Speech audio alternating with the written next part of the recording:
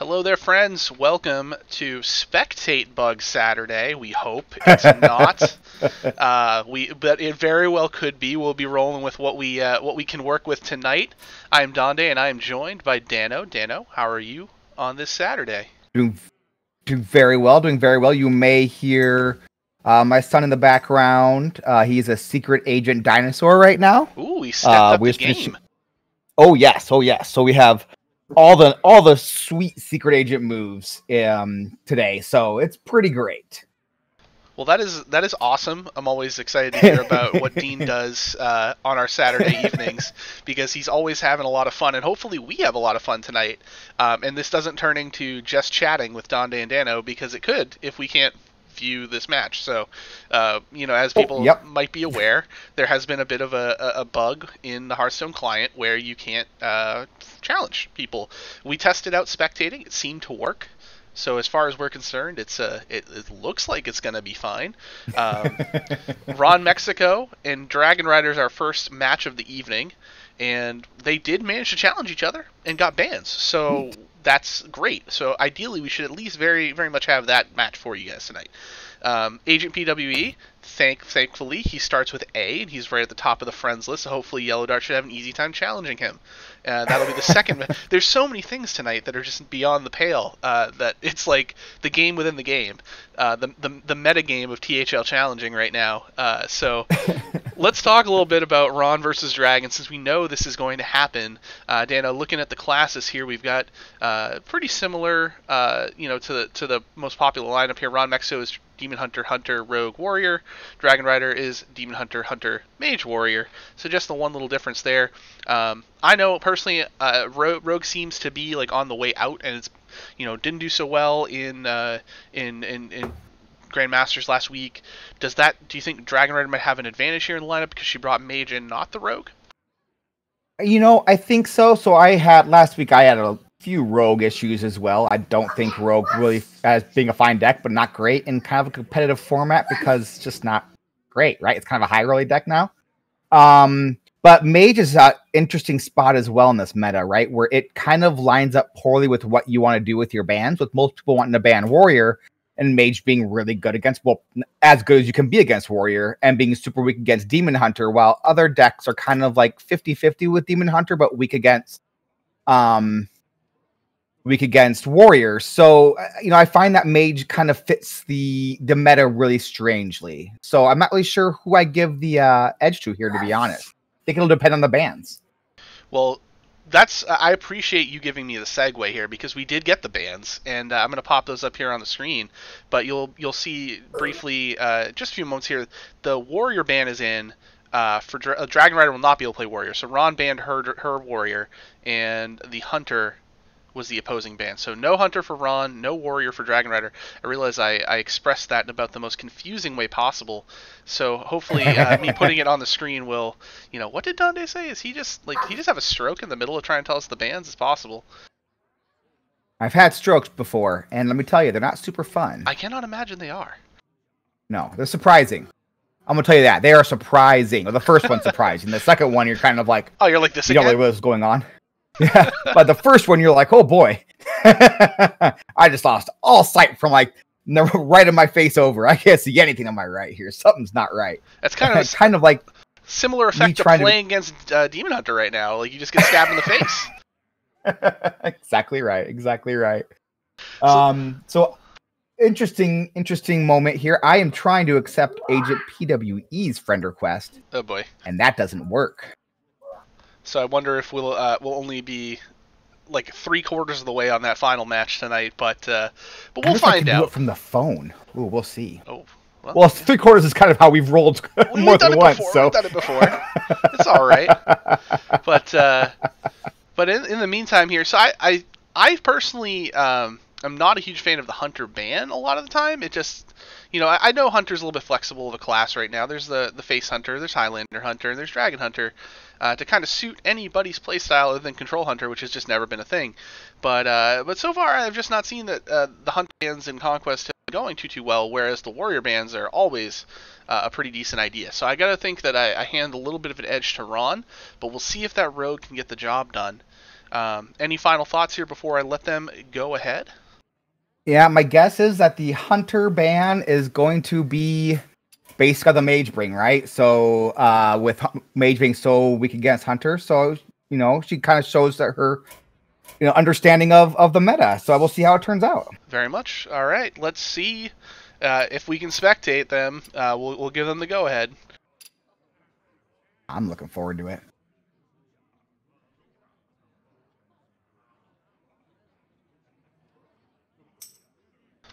All right, they've been notified.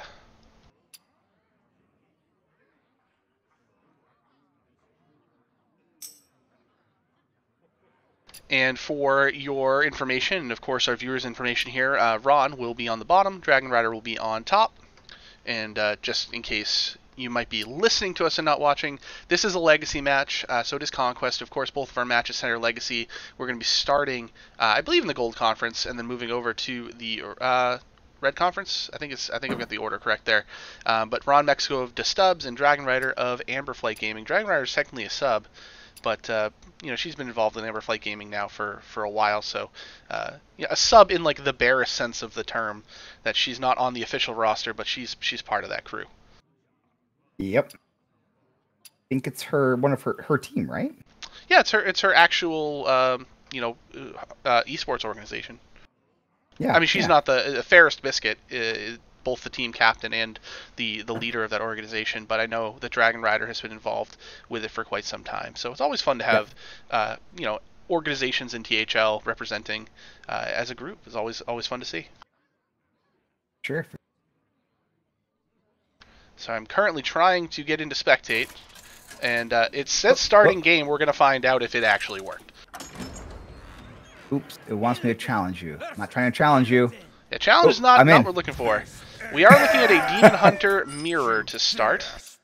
All right, I am in. There we go. All right. This is way better than we could have ever hoped for already.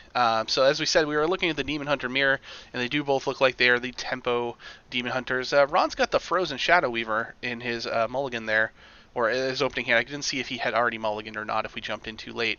But Dragonrider has the preferable opening hand based on the fact that she's got the Umberwing and also a couple 1-drops to play. But Battlefiend's a pretty good pickup for Ron on 1. Oh, now we're going to get some old... need some Firebond. Yeah, no, I would say, Ron with a little bit few more golden cards, which always means a lot, I think, as we all can agree. Direct representation of skill. And I think good opening hand here. Would you like the double twin slice blazing battle mage clear off the not tunnel truck? Yes, it is. I think his hand improved greatly on that first draw there with the Battlefiend. Yes. Because, you could have just played the soon-to-be 1/1 Crimson Sigil runner. For now, still a 2/1, but Dragonrider's going to invest her twin slice and second slice into killing that Battlefiend and getting hers on board.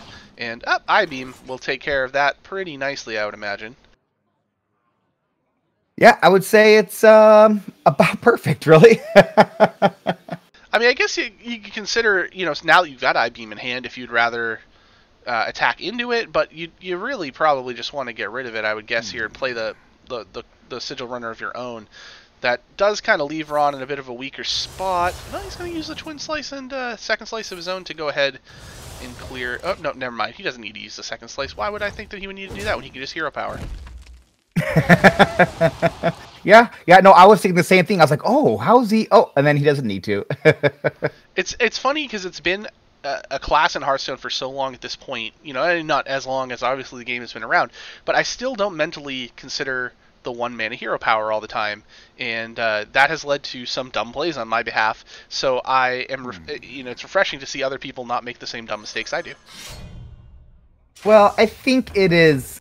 We're just conditioned that Hero Power costs 2, right? We've always learned that Hero Power costs 2, and when it doesn't, it gets sent to the Hall of Fame after a year because it's broken. Yeah, usually when it's not costing 2, it's because we've done something to make it broken, and we know that we did that thing. So just starting with a one mana Hero Power is, not only powerful, but a little bit, mentally hard to get into that mindset. Some of these people out there have played thousands of games already with Demon Hunter, and then those of us who have not are certainly behind the curve. Yeah, but we're better than them. Is that how that works? Just checking. I mean, I'm just going to roll with it. That's totally fine with me. I don't mean it at all. I have no problem with people who play Demon Hunter. It seems very fun and interesting and good, right? Like, I mean, it's definitely good. Yep. And interesting because of the lines of play that it's a little bit different than even the aggro decks that you're used to, like a Zoo. Just because it has a little bit of extra pop at the end there if you have the Priestess of Fury in your deck. But you know, everyone's kind of like seemed to be a couple different builds out there now where Priestess of Fury's been getting cut lately for like a lower curve version, and I'm interested to see where the whole thing goes, you know, after next Monday. But yeah, the nerfs are going to be really interesting, right? I think we probably can expect a fairly large meta shift. So seems like it'll be a bigger shift than last time at the very least.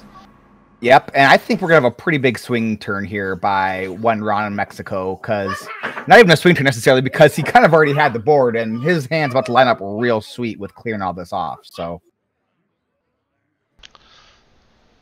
one would imagine he would want to just go ahead and choose his top deck, play the card that gives him his top deck, and then clear a minion for 1 mana.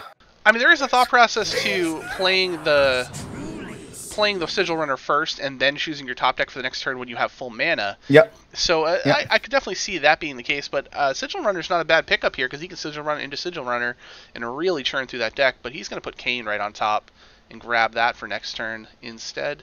They will never catch me. I-Beam now discounted.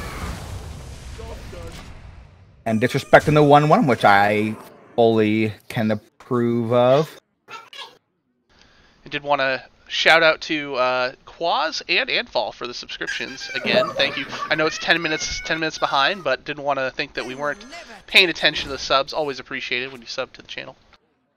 Very appreciated. Thank you very much. It keeps these doors open and lets me and my son be on stream every week, which is super fun. Oops. Yeah. Yeah, hit my microphone. I see his weakness. I had to gain way down and get the mic real close to try and keep as much of the background noise out as possible, but sometimes that leads to me just smacking right into my microphone. That is okay. We understand here on Saturday night, which is also Dad Hearthstone night. Yeah. Welcome to Dad Hearthstone. We appreciate it. Of course, I want to be watching. All right, Twitch, let's get with the game here. All right. Interesting turn here for RonMexico, actually, because Dragonrider with some about exactly where you want to be. So we'll be curious how Ron wants to move forward with this. If he wants to use Kane to help clear or to cheapen stuff for later turns. Yeah, Kane is one of those cards that it always feels like you want to wait and use it for the moment that it's absolutely necessary to get through a taunt. Then again, Demon Hunter doesn't tend to run a lot of taunts, so it's essentially a Frostbolt to the opponent's face that costs 2 more unless you're planning on clearing something. So I do like the Fell Screamer there. You know, it now makes it a little bit of an awkward removal turn if Dragonrider chooses to go that route. We do see she has Metamorphosis plus the coin in hand, so if she'd really like to go... Oh, she's going to maybe rip it out for Skull instead? Sure, why not? Let's go. And another Skull, cheaper Skull. And alright, so pretty good value there. Picked up the... I would say so. Yeah, picked up the Cane of her own, which is now 1 cost, Skull, which is 3, and a Frozen Shadow Weaver, which is completely free here. Yeah, and so she's gonna use a double Twin Slice again and use the 1/1 to clear up the 4/3, and then send a 2/2 face. Yeah, get a little bit of damage in there. Now she is getting kind of low on health, down to 15. Yeah. You know, we do see a little bit of burst in terms of you know, altruist combos with the Demon Hunter, so you got to be at least aware of that. However, not a lot of cards in Ron's hand, so he'd have to really kind of get lucky to, you know, do any major damage over the single turn. So she's probably feeling pretty safe right now to kind of reestablish the board. Yeah, though I would imagine this Skull of Gul'dan's coming down, but maybe not. I could see really go either way here. Ron obviously thinking about it, and then rips the Skull of Gul'dan on 6, which is usually pretty good. And not really. Well, that I-beam still ends costs up one, in, though. Yeah, it ends up in the wrong spot. You don't want that on the outside of your hand if it's discounted, because the discount on the card overrules the one mana outcast cost. So yeah, he's just a a few sound effects there. So if you don't mind, it's just. I'm so excited right now that just happened. I could not be more excited by that. You are welcome to do that literally anytime. It was one of those purchases that I made a while back where I was like, I don't need this thing. It's one of those Stream Deck soundboard things. I don't need this. I really can't probably afford it necessarily. I have to charge it and pay it off over a couple of months. You just told the story of my student loans, by the way.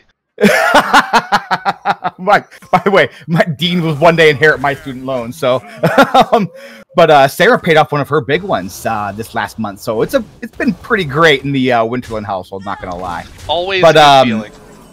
Yeah. But where was I going with it? Oh, yeah, I got that, and it was really just been one of the great all-time purchases because it's been just so much fun. I'm glad you're having fun with it, and Ron's about to have a lot of fun with this turn as he did get the I-beam to slide over with the draw. Gives him the free I-beam into the Frozen Shadow Weaver, lines up perfectly. Go ahead and hero power away the rest of Dragonrider's board, and now he's got a very imposing board of his own that she'll have to remove or face just death on board. Yeah, and just deciding that he's got enough on board, no reason to overcommit with the Battle Fiend, which I can completely understand, and I think a really good play. Now there's 15 health left for Ron. I don't see a way that's getting done this turn at the very least. Dragonrider can get 5 from the Metamorphosis, 2 from the Chaos Strike, which is 7. 8 from hero power after that, and then Kane gets her to 11. So even with everything, she cannot get there. We'll draw first, see what we get. It's a Battle Fiend. That's really not ideal on turn 7 here.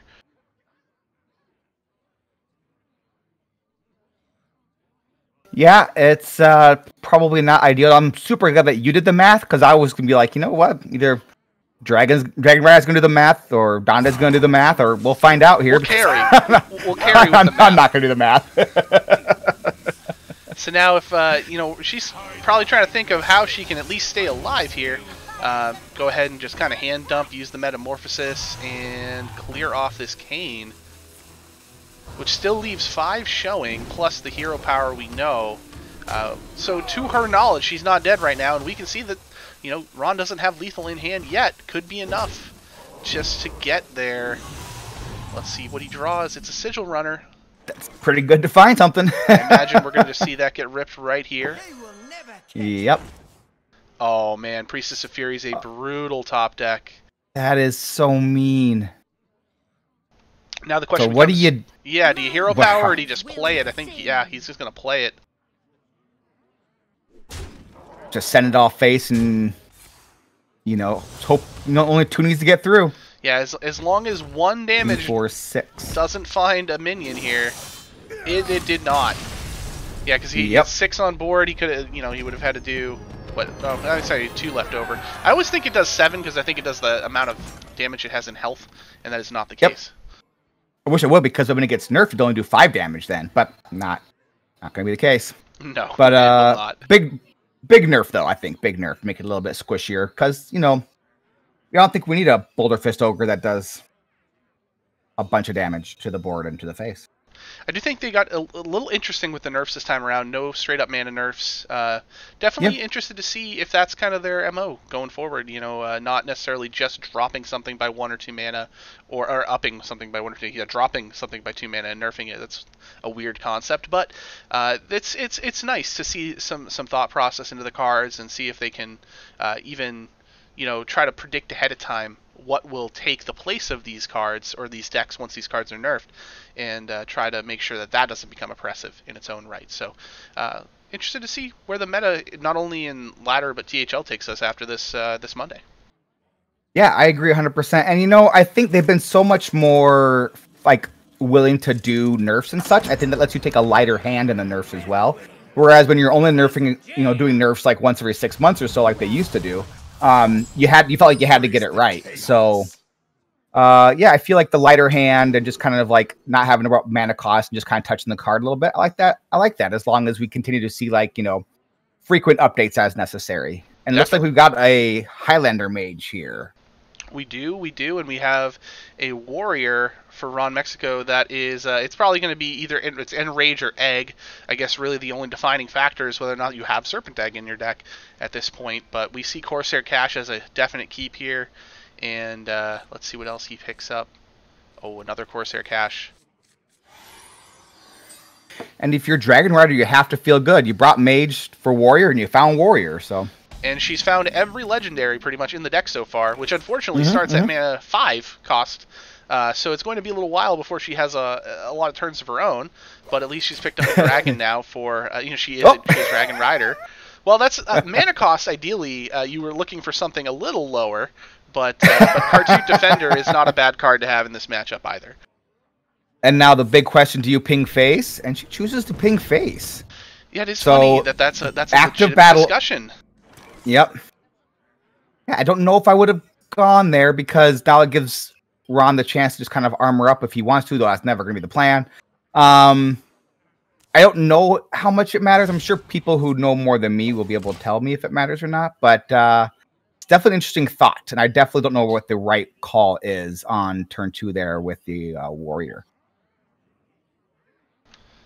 Yeah, this well, I mean, she's in it now, so at this point, if you overpowered once, and I think, when we're talking about it, it might be more of like a hand context thing, because she knew she wasn't really going to have a play most likely on turn 3, which means you're effectively passing 2 turns at that point. So, if you're going to ping once, and you might as well ping twice. I think that might be the decision-making process that she went into there. But Natural of Mana Saber on 4 to play, which I imagine is going to be an immediate drop. I would imagine so as well. Seems a really, really good card to drop on 4 when everything in your hand costs around 12 or 13 mana. I mean, hey, go ahead and ping again if you really want to, but Mana Saber is a good play here. And I would say Mana Saber is a very good play. And I should say for anybody who's watching out there, this is a format where these decks are closed lists, so that being myself and Dano, do not even know what is being run in these decks. We have ideas, obviously. We're familiar with the meta, but like Captain Greenskin, which you see here, is not in every single Enrage Warrior deck, though it seems to be a pretty good drop on 4 here with a coin here for RonMexico, as now he has a pretty beefy Livewire Lance. Yeah, it's I think it's been coming out of lists just as it kind of came back around into the lists, but in this case, pretty great on curve, so I wouldn't complain. Now a tough decision. Do you want to? Are you rushing your Rusted Raider in, or are you playing your Malagos, or are you just playing your Reno? I guess. Reno. Yeah, I was to say, if you're going to attack and make the Mana Saber or remove the Mana Saber self, you probably are intending to utilize that extra mana. Otherwise, you would just go ahead and hang on to it and keep it stealthed. But yeah, this is it's a good pickup here. I think we go ahead and look at clearing off the board for Ron, stopping him from doing any sort of his inner rage shenanigans or anything like that with something that's on board. And now you've got 2 minions that are pretty sizable health counts on board to avoid just being instantly killed by a risky skipper. Yep, not perfect.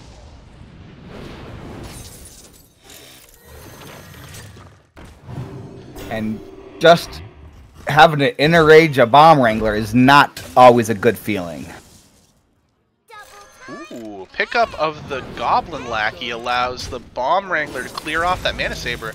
That was a pretty interesting pickup here. Now, it shouldn't be understated that Dragonrider is down to 19, which is still a decent health total, but kind of the game plan a lot of the time here with the Warrior is to have a big burst turn. We have seen 1 inner rage get used now, which does take it off the table for a a combo that Ron might be looking to do. He didn't have coin or anything. I don't know if he's got Grom in this deck, so Korkron Elite might be the only option he has for a charge kill on the mage. Yeah, we haven't seen the eggs yet, so looking for the 1 mana clear, I imagine. Got the freeze and the missiles. And the big flame strike. Took the freeze. Yeah, missiles isn't terrible because there's a lot of low cost stuff out there, but still no guarantee. And we see the freeze come down.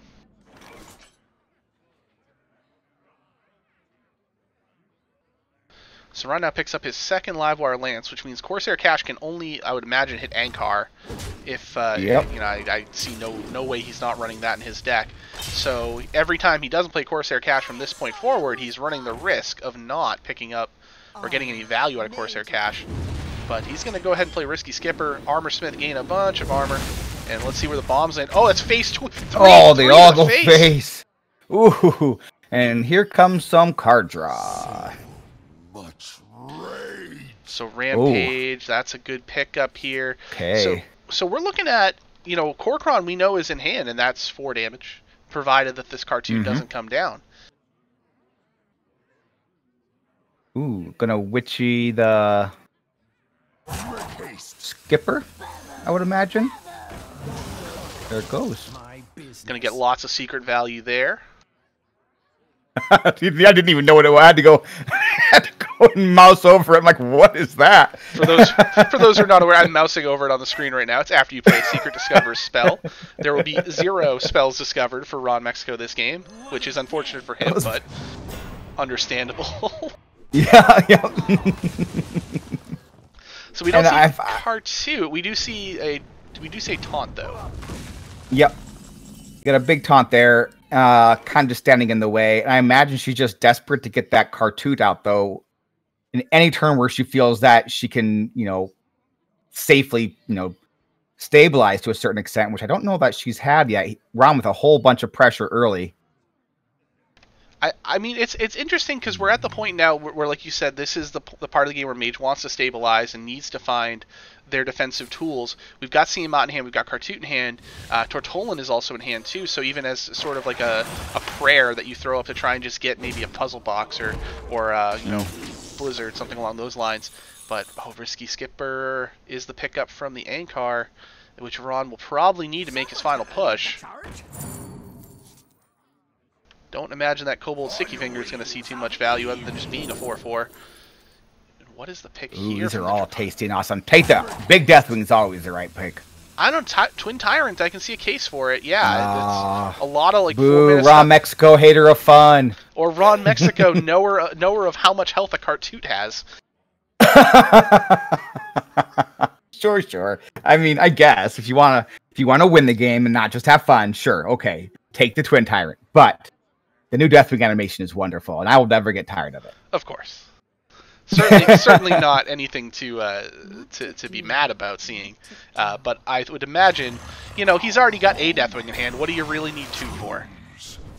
Well, all the fun, and it was the perfect turn to get Cartoot down. Nice little swing turn, controlling the board to as much as of extent that you possibly can, and got some heal down. So, imagine Dragonrider is not feeling great, but at least feeling mildly uncomfortable, which is good, I think, when you play Warrior. It's about the best you can hope for. And the pickup of the Bloodsworn Mercenary is big pickup for Ron, because now he can go ahead, and if he can hurt that Korkron Elite, he's got a lot of charge damage plus that Rampage. He's got Risky Skipper in hand, so he's got all the tools he needs. I'm wondering if he's looking at Deathwing here, or could you just Ankar into the 1/3 and then use the Twin Tyrant, but he would rather clear the entire board, it looks like. Which he will now be able to do with the weapon. And Dragonrider has a perfect response in the form of that Siamat. Yep. I think I'd just like Siamat and just drop your Astromancer. Yeah, this is we were talking about this is, I think, Dragonrider finding that stabilization point. She's got that Alexstrasza in hand, so if she can avoid a big burst combo to face by using taunts and by just keeping her health total just high enough, I think she'll be okay. But you know, Korkron is going to be 6 next turn after it gets if you go ahead and play.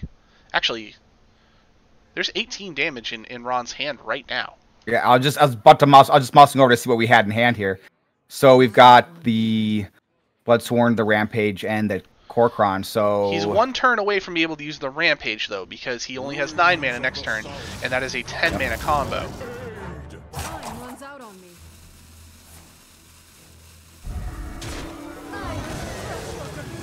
And as you predicted there, Solarian comes down.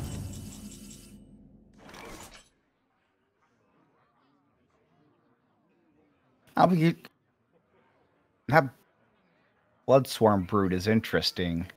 You hate to pay full cost for it, but it clears up the board, and you're not really necessarily, you don't really care about,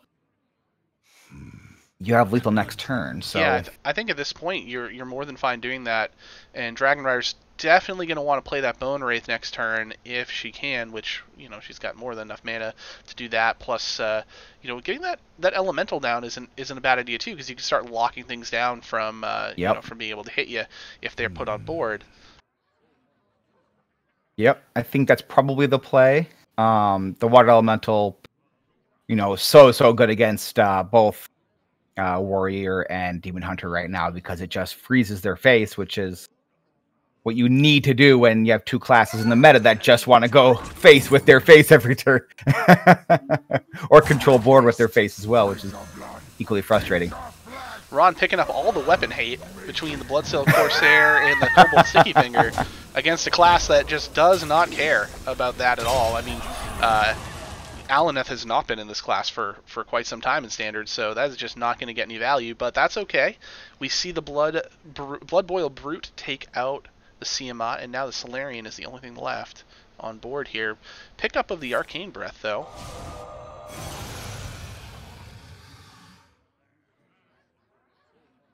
Now the Flame Ward. Don't see any. Yeah. Flame Ward, because that Flame Ward. That is. It's got to be that Flame Ward. Yeah. Yep. That makes it so only one Kor'kron can hit your face if they get through the taunt.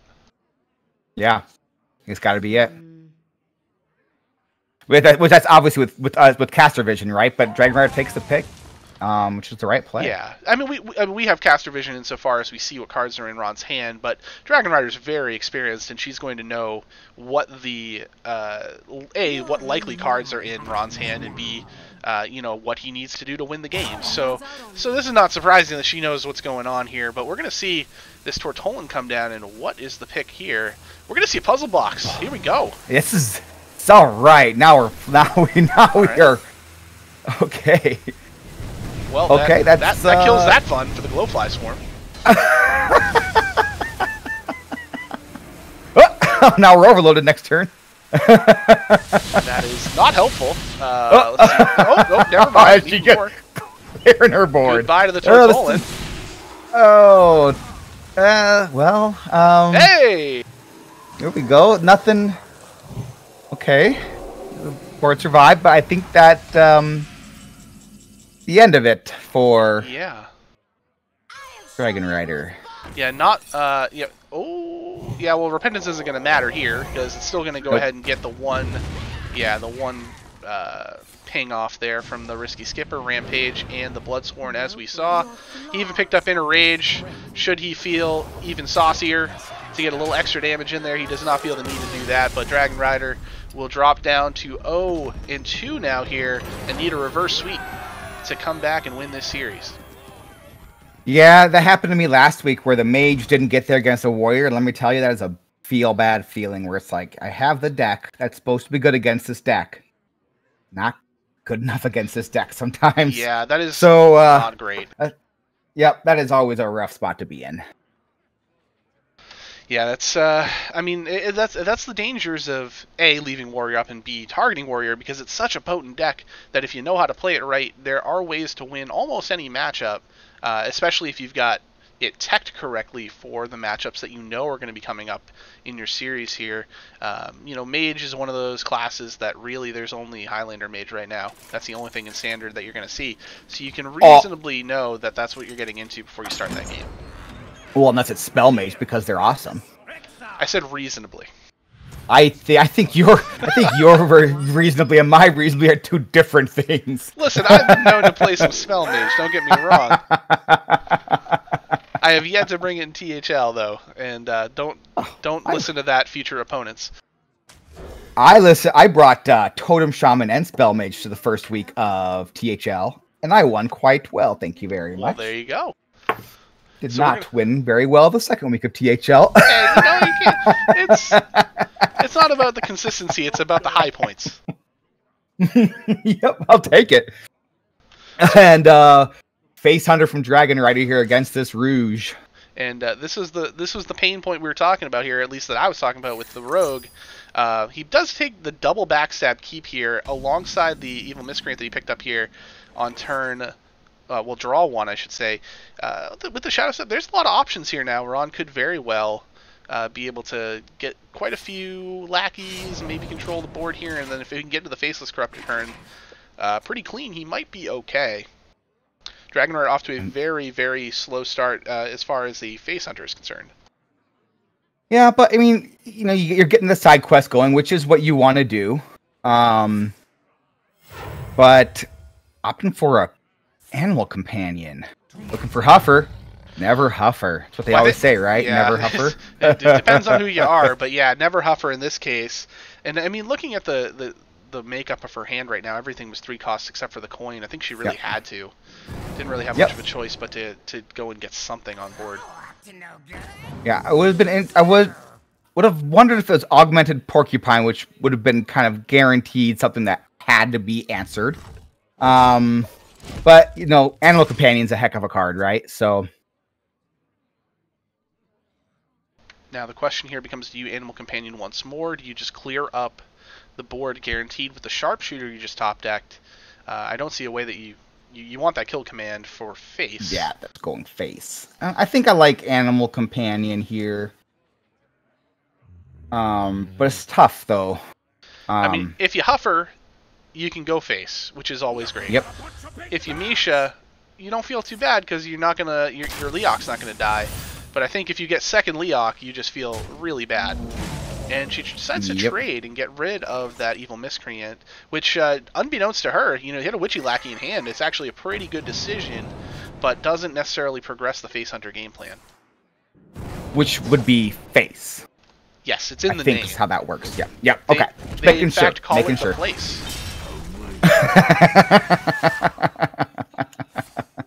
It is. It is. Ron now getting down his first invoke with that Praise Galakron and the turn on the Pharaoh Cat. So a little bit of a board, nothing too major here, but you know, Dragonrider needs to start progressing her game plan and get that quest going too. I do not believe it has actually progressed at all since it's been played. Progressed once, right? Because last turn. Yep. So here comes Porcupine. And there goes the Pharaoh Cat. Arcane Shot will take that out. And I would say there is an answer for that Porcupine. That Faceless Corruptor probably going to be the answer here. And yes, then, I would imagine. Yeah. Where does the damage go? Split between the undamaged Porcupine and the face, which is pretty fine. I mean, Ron's looking all right. He's going into turn 6 with 26 health now, which against Face Hunter is it's tough to do, especially in a class that doesn't heal. Yeah, I think that's a win. You've basically got the board to a certain extent. Yeah, I mean, as a Face Hunter, you never it's really an explosive trap. You don't really care about the board so much, but at the same time, you need to have the early board so you can get the chip damage in, and that has just not been the case. Yep. And if you can control those porcupines and the way that the other lions work with porcupines and the big stuff, it just kind of it helps. Face Hunter being one of those aggro decks that really does not care one bit about the board for the most part, but ooh, I like it. Ron playing around. He knows Explosive Trap is the likely trap, and he's playing around it. Attacks first to make sure the miscreant doesn't take extra damage. Ordering was very, very good here. Job done. Say, well done, RonMexico. Now he's got a handful of lackeys, a cheap Faceless Corruptor, a regular cost Faceless Corruptor. So I think it's safe to say at this point that Dragonrider is probably never going to establish any real board presence with what Ron has in his hand. So her hope is that she can send every single thing imaginable to face, which right now Animal Companion needs to be Huffer. And it is. Ooh, there's that Huffer. And I mean, you got one option here, I think. It's got to be it's hero power. Get that quest complete, and now watch Ron try to figure out a way to make sure he doesn't just straight up die over the next few turns.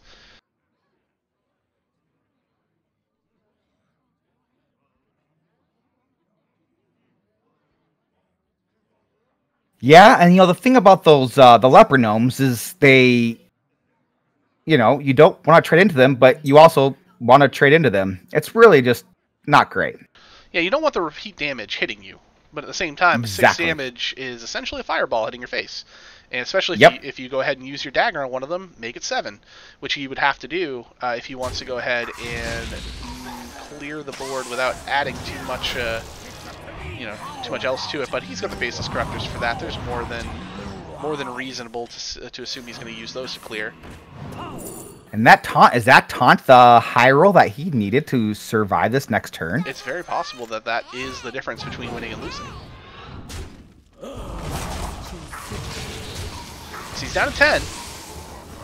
A lot of stuff on board now too. So he's looking at he's got 15 damage on board that we can see right there. That Dragonrider knows is it's basically a 2-turn clock for her to go ahead and get this damage into face. It's just Toxic Reinforcement's hero power, I think. Right? No, because you're 2 turns away from being able to Porcupine, kill command. So how do you want to order this? You can Porcupine, kill command, that's 5, 6, 7, then you'll need 8, 9, 10. Yeah, so you just drop your Porcupine, you kill command, right? Yeah, I don't think this game is ever. And then next turn you win. Yeah. You hope that you pick up another beast. Oh no, you don't even have to pick I up don't think a beast. you need to. You don't need to. Nope, that's what, you just need the 3. Yeah. So, yeah. I would imagine, like, you want to get the kill command activated, but in this situation, it really just doesn't matter. Nope. All you need is one of them going active, and that's the game. Unless I missed something with lethal here. It depends on if Ron can pick up anything 8, healing-wise. 15. Are not helpful. None of those are. But they all look good because they're golden. Oh, beautiful! They look beautiful cool art. though. Very cool. Well, what dragon are you looking for, even really?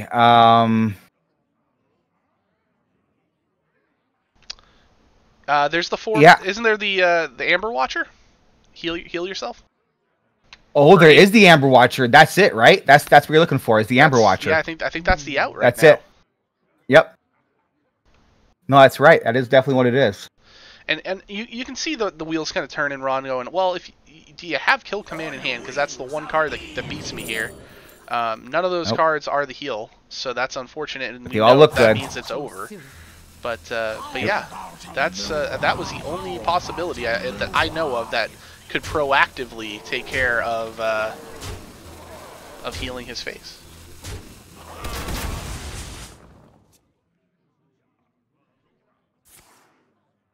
That's the game. Dragonrider gets one back with Face Hunter. And she starts her climb back into this match. It's 2-1. So we are not done yet here in Series 1.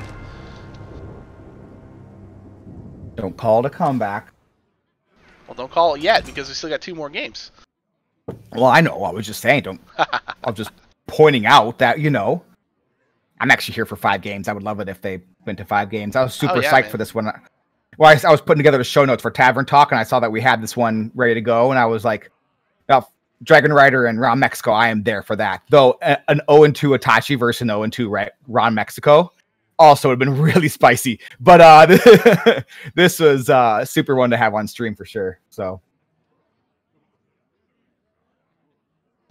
I should also it'll be interesting what she wants to queue up next against this Rouge.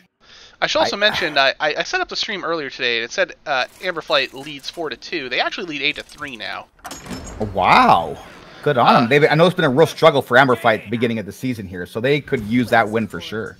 I just want to make sure I'm providing everybody with the most up-to-date info as we see Rogue go against the Highlander Mage in this Game 4. Imagine we're going to throw that Ice Barrier back and keep that Ancient Mysteries, because 0-mana Secret's way better than a 3-mana Secret. Or throwing it all back. Oh, okay. Some early Pharaoh Cats for Ron with the Seal Fate. Not a terrible opening hand. And he'll have that Lackey generation to go ahead and play Togwaggle on 6 if he wants it. And Galakron. Not a bad draw in this matchup, knowing that it's probably going to go a little deeper. And you're going to want the Galakron at some point here. Yep. Yeah, for sure. This is one of those ones where you get to use all the fun card draw as a rogue. Now, I think just go ahead and ping that one, too. Ping it again next turn. There we go. That's just the mage game plan right now, it seems like. It's just, yeah, who needs the early? Who needs, plays on turn 1 or 2 or 3, sometimes 4. And now, do you see if Ron doesn't attack the face to allow for a Seal Fate next turn, and then does Dragonrider counter with a ping face? Her own face? Yeah. Ping face is definitely the answer. I mean, she's got no other play here, but it depends. Does she want to ping away the Pharaoh Cat, or does she want to ping her face? I think pinging face is always the more fun option. I always, against a rogue, try to ping face just because I feel like it asserts dominance. Just like, yeah, I'm going to do it because you can't. So there. Use your seal face against a minion. Well, she's gonna find out that maybe that would have been the better choice. Though over the next few turns, the cat might have done just as much damage as pinging it would have done anyway. So that's really kind of 6 of one, half dozen of another, I suppose. Yeah, I think probably pinging the second damage down was the right call. But yeah.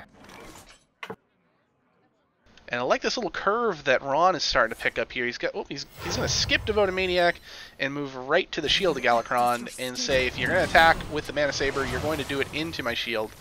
And this gets him his second Invoke.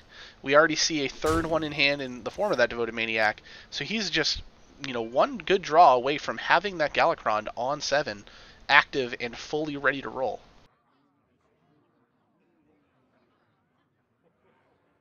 Sorry, I was just responding to Quaz in chat. Yeah, that's a really good place to be. So we got a turn 5 puzzle box. This is just the best match ever. And Ron with the well played. Oh, this is so good. And the Sanctuary. Oh my goodness. Oh, this is so good. OTK Demon Hunter Mage. Here we go. Wax Mercy. Shadow Flame. Kill the minion. Well, that's. There's the second one. There goes all the other minions. Oh, was there a dragon in hand though? Sure is, Alex. We just ramped, right? Yeah. That is. This was a good puzzle box. Yeah, you're fine with getting rid of your minions with the way that turned out. I think she's more than happy with that puzzle box. And just so everyone sees, the two quests there is Sanctuary to take no damage to get a taunt, and the Righteous Cause. So 5 minions played gives a +1/+1 buff to all the minions on board. So she is now, Quest Paladin or Pure Paladin. With a side touch of OTK Demon Hunter. Yeah, it's that's how I play my mage. So this is great. This is a lot of fun. Ron now gets to play the game of continuing to try and make sure you always get some damage on the mage, so that way that side quest never completes. Because the 3/6 taunt is just obnoxious. Yep, and that's how we all play mages. We always know the paladin side quest is going to be up. Gotta keep that big face pinged. And a clean Reno. Dragonrider clears the board with that, making sure that he will not have a minion or a lackey on board in order to go ahead and activate Togwaggle next turn. And a Firehawk. A Firehawk, 7/3. Yeah. First of all, I don't see this card ever really get run. I mean, it's not. It got randomly generated. But at the same time, that's some pretty good value for the +1, battle cry there, getting +1 attack for every card in your opponent's hand.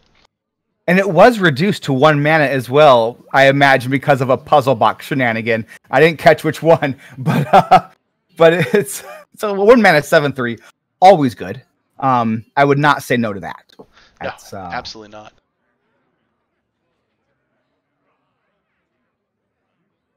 And now Ron just looking at that board and thinking, where do I go from here? This might be going to 5. Just plays a Naked Corruptor to go ahead and take out the 7/3 and chip the face to not let the quest complete. Yep. Boy, just all the good options, right? Do you just play that Cartoot? think you do. Looks like the way we're gonna see it played. That makes the quest counter hit 3 now, so 2 more minions will give a +1/+1 buff. And ambush is not a great pickup for Ron. He's looking for something to activate that Galakrond. And there's just well, first of all, there's no way for him to get face this turn, so a 3/6 is coming down next turn, and that's gonna get Dragonrider one step closer to completing this quest. And a lot of those minions are gonna be very tough to get through. So many options. I think so. I think this is a real tough spot for Ron for sure.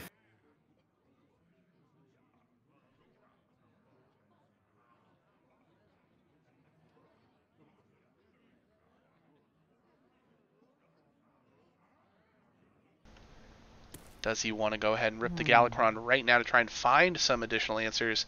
Other than that, it's faceless again. Maybe you take out the Kartoot with your dagger, but even then, that puts you down to 14.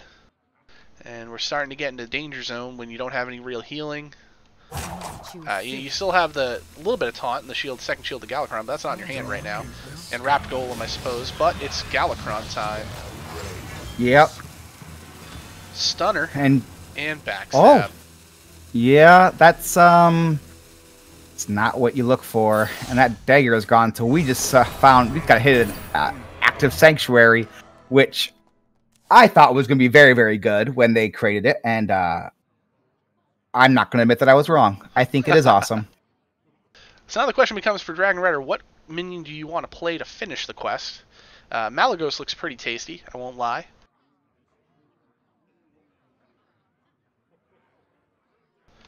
And then Ron will have the option next turn to go ahead and remove 1 minion for free. Tortolan Pilgrim. Deep Freeze! Oh, that's, since it's an enemy, it's definitely going to hit face. And now this is a big board. So that was definitely like a high risk, high reward play. Because if you don't get Deep Freeze, you don't get the extra value out of that +1/+1. But now that's a whole lot of stuff on board, and I don't see a way that Ron gets rid of it. No, I think this is it. And I think that sorry,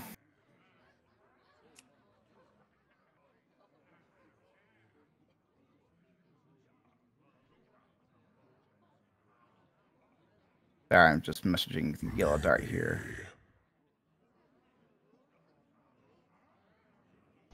Yeah, I guess Miscreant, if you can pick up a spell minion, but even then I don't know what spells you're going to pick up that'll get you there.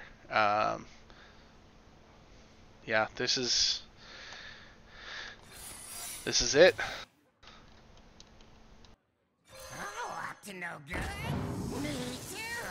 Well, there's a spell minion. There's a sap. That's not enough though. That's just 1. Sap, Blackjack Stunner, can only get rid of 2 minions.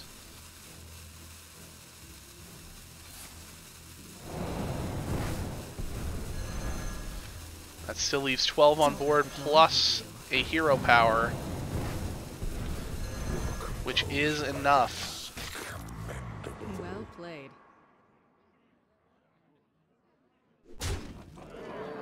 There we go. And we're going to game 5, just like we all predicted. We all knew that that would happen. So we don't see the mage get the win over the warrior, which is, the intent of bringing the deck, but it still gets a win nonetheless. It turns out turn 5 puzzle box is pretty good. It was a spicy win too. We got 2 puzzle boxes this week. I'm in a good place. I'm not gonna lie. Yeah, I appreciate that Dragonrider's not afraid to rip out that puzzle box, because sometimes we're sitting on stream just begging for them to use the puzzle box and we never see it. Yeah. And she has no qualms about it. And I will say that it's been pointed out in chat that you can't get the Paladin Amber Watcher on the dragon generating card, so it is locked to neutral and your class. So I apologize. Oh, good to know. I apologize that we're giving incorrect information. Yeah, which never happens ever. No, never, not at all. And we're going to end this one like we started it, with Dragonrider playing Demon Hunter, and Ron still looking for that win with Rogue. So will this Rogue get through, or will it get reverse swept? Dragonrider's got the hand right now that it's pretty strong start there, looking for her, with a Battle Fiend in hand, Blazing Battle Mage. She's got the I-Beam. I really like where her hand's going. I would imagine just the Battle Mage this turn. Since the Battle Fiend would just die with hero power and the Pharaoh Cap. I grow impatient. Yeah, the Shotbot's a pretty good pickup here, giving Ron a nice play on 2 to continue to contest this board, though. Yep. Oh, we're just going to drop both of them.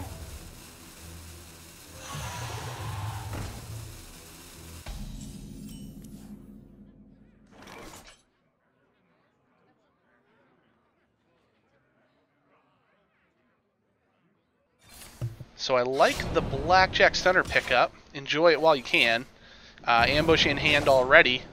And Backstab comes out. This is a full board clear with some decent control tools in Ron's hand. If he can go ahead and get this game to the later stages, he might be alright.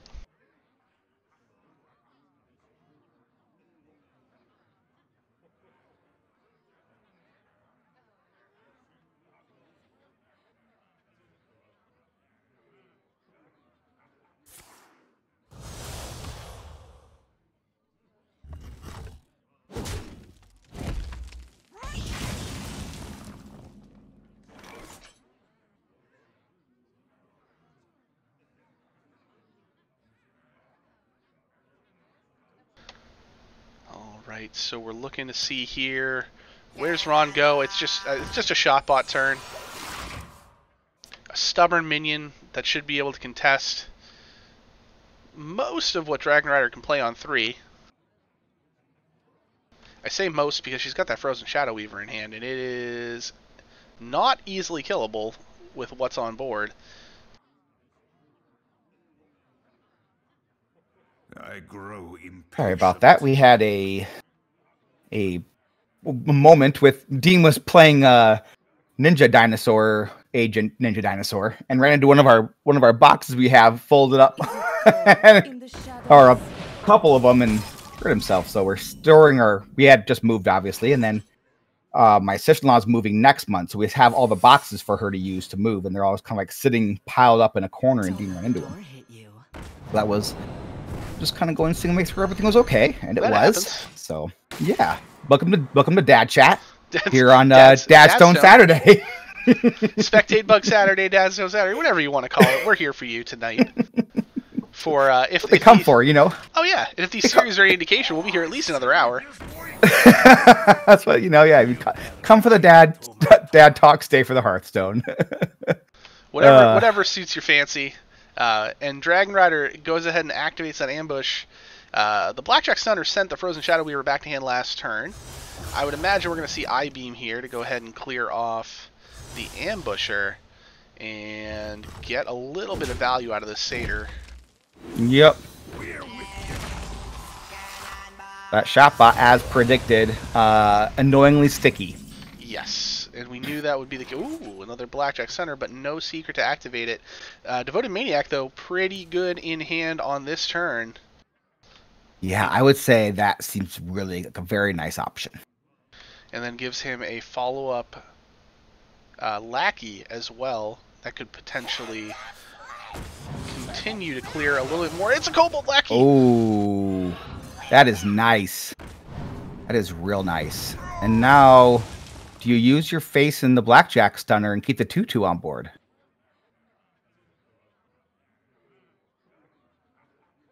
Ron wonders as well. Yeah, I think if you get rid of the Shotbot here, you know, you're playing the value trade essentially. It's not a value trade insofar as you're clearing, you know, getting rid of a 2 attack, 2 health minion, but you are keeping stronger things on the board here now, and something that can't just easily be hero powered down in that Devoted Maniac. So I do like that play. He figures, you know, we're at turn 5. I've only taken a few damage worth of or a few health worth of damage at this point. I think that is somewhere where you can go ahead and invest that dagger. Yeah, and the game just making sure Dragonrider knows that War Glaze of Azeroth is the play this turn by giving her 2. Well, that does free her up to go ahead and use it on, well, all the minions if she would like. Yeah. And then the face too, if she would like to do that afterwards. Right, so. Exactly. Why not?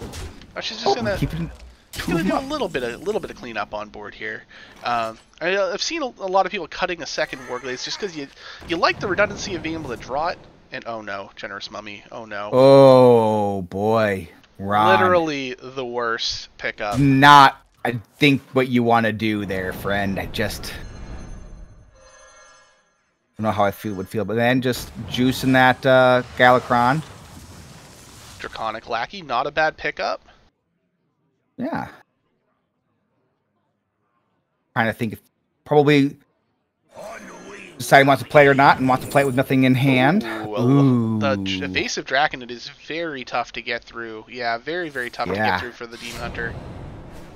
And outside of having any other play next turn, that's a pretty good one to have. Just slam that down on turn 7, and you're feeling pretty good about where you're at. Yep.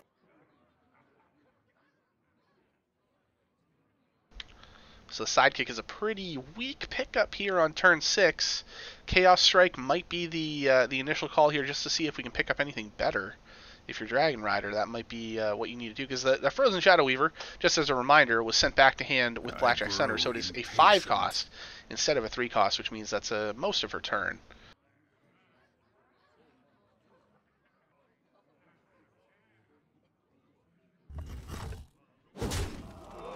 Gonna do a little board clear work here.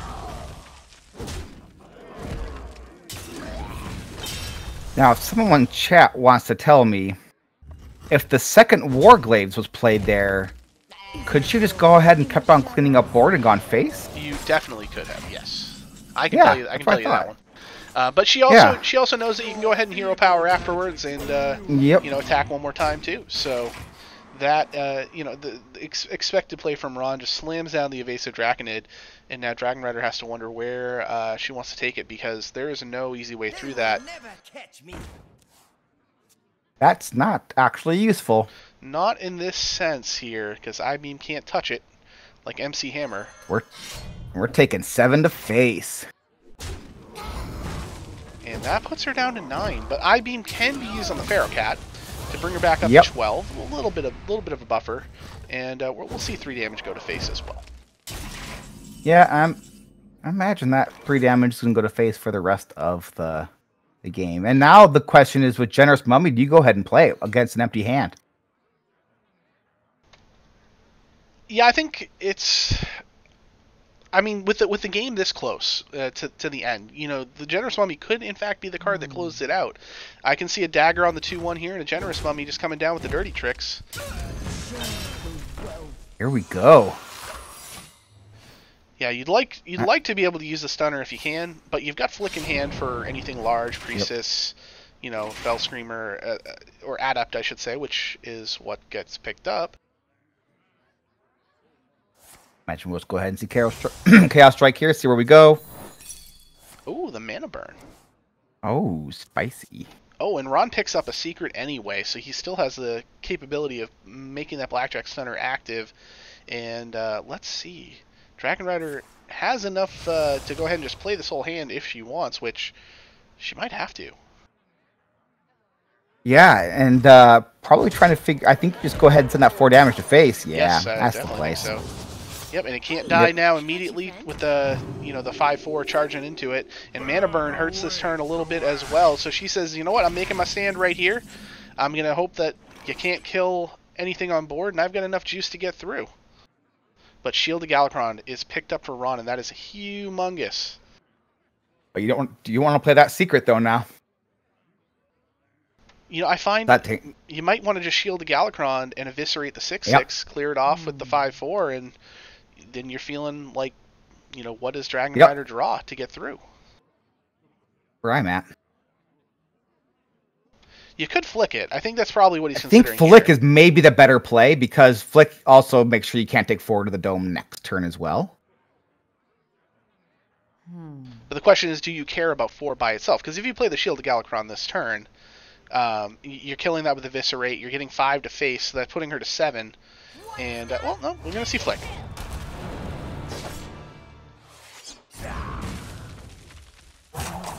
Just playing this Stunner for tempo. I can get behind that. At this point, might as well. 5/4 goes in. And the top deck Metamorphosis would be what she needs to get the win. But it's pretty much the opposite. It's a free Battle Mage, which is not the top deck that Dragonrider wanted to see. She had a 1 in 15 chance of pulling that Metamorphosis. It just did not get there, unfortunately. Yeah, that's a 0-2/2 on turn 9 is not great. Well played. And unfortunately, she could. Oh well, she could have killed herself there. I think would have been the real spicy way to go. I suppose. But I can respect also just playing it out. What I really wanted to see was RonMexico get the kill with the Generous Mummy, because that really Which never would have been the happens. play. But he's just going to let that sit on the sideline. But he will pick up the win. Though that was a roller coaster of a series. Well played on both ends. No kidding. That was fun. Yeah. And the Rogue ended up getting there. Looked like it was going to be a quick one. With Dragonrider dropping down 2-0. She fought back to make it 2-2. And that Rogue wins by the skin of its teeth. So that makes the week now. And, picking up 2 points is pretty important, because Amberflight's still going to lead 10-7 after that series. Good place to be. It's a tight series too. So against 2 teams, I think are going to be pretty good. So yeah, Amberflight is currently sitting at the bottom of the conference, so they definitely need this win this week. And they got the win out of Neji Boston over Big Ted, Bitbeaker over Kurafinwi. So that means the remaining 2 matches are Christine versus Osmonaut, currently both winless, and Krakowak versus Quaz. Krakowak looking for their first win, and Quaz is 1-1. So it could still go either way, but still a lot closer than it was when we started. Now, like I said, 10-7 in favor of Amberflight. But that's our first series. Great. So let's see if YellowDart and AgentPWE, who are up next, can defeat the glitched friend list. Ooh, I see preparing to battle a friend, which means nice. We have defeated the glitch twice in a row. Look at us getting 2 matches scheduled and played this evening on roughly the right time frame, because we're at 10 p.m. right now, and that's when we told them to be ready. So thank you for the first match for going just the right amount of time. Yeah, it's I would say we're pretty good at this, I think is what I would say. And later I'm going to go buy a lotto ticket because feeling pretty lucky. Hey man, if that can work for you, then I am very happy for you. I'll be a little jealous, but I'll be mostly happy. Excuse me, yawning at you. Up late last night with some work stuff, and then today we did more moving. We had stuff in my parents' garage that we got to get out of there, and so I am wiped out. I can imagine. I had to work today, so my daughter was, of course, in my room waking me up at 6 a.m., and I did not get back to sleep after that because I had to work. Oh, that's kind of her. Oh, yeah. It was great, yeah. She just wanted to show me things. That's fine. I appreciate it. Yep. Super. Yeah, it's always cute and always kind of like, oh, but could we maybe have waited an hour? Yeah, you want to go back to bed? That'd be good. I mean, even if you want to crawl in bed and sleep here, that's fine. Like, let's do that. That's what Dean will do. Dean understands. Like he'll wake up at like 6 and then he'll like crawl into bed, and I'm like, sweet, all right, get some more sleep. Ooh, I want to congratulate you on hitting 134 legend right now, Donde. Oh, I didn't know I did that. That's awesome. Oh, you just dropped down to 1,200. It was a good run, though. That sounds more realistic. That was a really costly ladder game I just played right now. I just jumped in, conceded, lost 1,100 ranks. Did you say 300 or 100? Yeah. 100. You lost a solid 1,100 or so. And now the person that was 123rd. Oh, they switched. Now they were 3,000 for a moment, and this is fun. This is I'm enjoying this bug. This is a good time. Well, I'm glad. You know, we got to entertain ourselves in between the matches here for sure. And I'm just scrolling through my friends list and looking at what the number says because it's just all over the place. You know, it's a small indie company. It's understandable that we don't have everything on lockdown. Yep, totally understand. Just a little bit of an oops. Hopefully it's fixed soon. I haven't heard that. I mean, obviously it was the patch, right? But I would imagine. Have we heard from them that they know what the problem was? I imagine if they knew what it was, they'd be fixing it, but maybe not. I have personally not heard anything. Yeah, I know that. I guess I was talking with Matt at Arms earlier, and he was saying that people who were playing in qualifiers this weekend, if they couldn't match up, they were just being they're just double being disqualified. Yeah. DQ'd. Yeah, which is hot garbage. Very, very. But- I mean, and I feel for the admins because I'm sure they're told what to do in what case, and they're just enforcing. So you know, it's like anything else. You don't blame the customer service agent that you call into because something goes wrong. You know, they're just on the front lines, so that's understandable. But it's just unfortunate all around. And the bans are in. I just heard from YellowDart. You want me to give them to you? Well. Yes, please. All right. So we've got YellowDart banned PWE's Warrior, and PWE banned YellowDart's Demon Hunter. So we're going to see, we got, you know, both of the big boys of the meta banned. That should be a pretty good fun match then. I gave Warrior a win instead of a ban. I apologize. Let me fix that real quick. There we go. Probably accurate. Probably accurate. But it can't get a win because it's banned. So yes, as you said, AgentPWE will not be playing Warrior. YellowDart will not be playing Demon Hunter. But we'll probably see that class, you know, in the matchup here on both sides because I'm sure they're going to want to play those since they're so powerful. But we're looking at the Rogue again for PWE. And now Warlock is the one flex point in this lineup here for YellowDart. So Warlock, have to imagine, it's probably Zoo. Yep. That's been the popular one. I would guess. Gala Warlock is less popular. Though we haven't seen Quest kind of make a little bit of a surge on ladder. I don't know how tournament or THL viable it is at the moment. I think you know, Quest is viable the same way that Spell Mage is viable. So barely? Yeah, so sure, it's yeah. 30 so cards viable. that you put in a deck? And you have fun with it, and sometimes that fun wins you games. Don't let your memes be dreams. Yeah, the Warlock's interesting right now with the double Prince Kalaseth. At least for now, though, getting a little bit of a nerf here soon, right? Didn't I get a nerf? Yes. +2/+1 or my mat? Yeah, okay. Yep, you're right. I don't know much about that because I never draw it myself, so you know. Yeah. Yes, that's what's bummer about playing, you know, Kalaseth in your deck, right? Is that sometimes you don't draw it. Gotta draw it. Yep. So this is a match right here that I just want to make sure we have the score correct because, you know, there was a little snafu in the first series. But Redacted is up 9-6 right now. Honest Zabe got a win for DadLegend, 3-1 over Noglaka, who's off to an 0-3 start this season, struggling a little bit there in the 1 seed. But Snakefod's got a win over Myanodon, which I would imagine to be one of the bigger upsets of the week. Myanodon's off to a 1-2 start as well. And Pasca with a win over Turd Herder in the 5 seed there, also 3-1. So this is the 4th match of the series. If AgentPWE wins in any capacity, that means Redacted takes the week. But as long as YellowDart wins, even if it's 3-2, then the week will stay alive.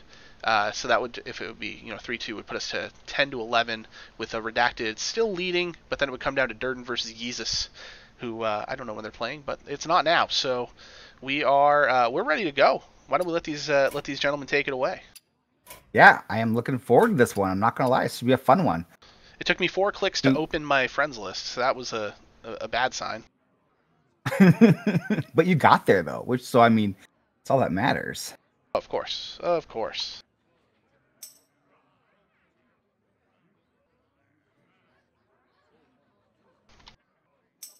Appreciate YellowDart all the way at the bottom of my friends list after AgentPWE at the very top of my friends list, just to make it as difficult as possible to scroll. Basically, he's the lowest on my friends list except for Zeroshio. Shout out to Zeroshio. Yeah.